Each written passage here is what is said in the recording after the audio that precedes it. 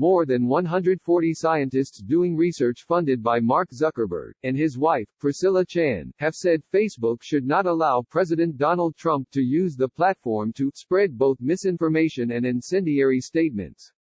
In a letter sent to the Facebook CEO on Saturday, the researchers asked him to consider stricter policies on misinformation and incendiary language that harms people, especially in our current climate that is grappling with racial injustice.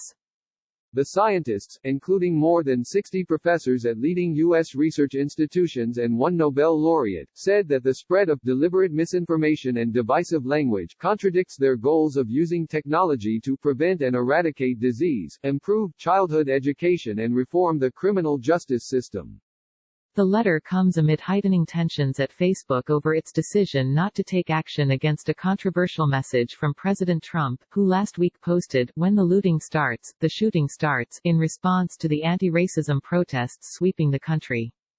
Both Twitter and Snapchat determined the post violated their rules on glorifying violence, but Facebook disagreed. Zuckerberg defended the company's decision to leave up the post by the president. He said it did not break Facebook's rules because references meant we read it as a warning about state action, and we think people need to know if the government is planning to deploy force. His comments sparked the most significant public protest in the company's 16-year history, with hundreds of employees staging a virtual walkout and several dozens also tweeting their objections to the decision. On Friday, Zuckerberg publicly promised to re-examine the social network's policies on state violence. In a letter to employees, the CEO wrote, "We're going to review our policies allowing discussion and threats of state use of force to see if there are any amendments we should adopt. There are two specific situations under this policy that we're going to review. The first is around instances of excessive use of police or state force. The second case is around when a country has ongoing civil unrest or violent conflicts." Thousands of people have taken to the streets for the second weekend in a row to protest police brutality and racism after the death of George Floyd, a 46-year-old black man from Minneapolis who died in police custody.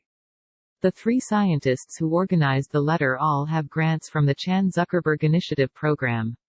They said the letter had more than 160 signatories and that around 10% were employees of foundations run by Zuckerberg and his wife, Priscilla Chan. The Chan Zuckerberg Initiative said in a statement that the philanthropic organization was separate from Facebook and said, "We are grateful for our staff, partners and grantees, and respect their right to voice their opinions, including on Facebook policies," according to The Guardian.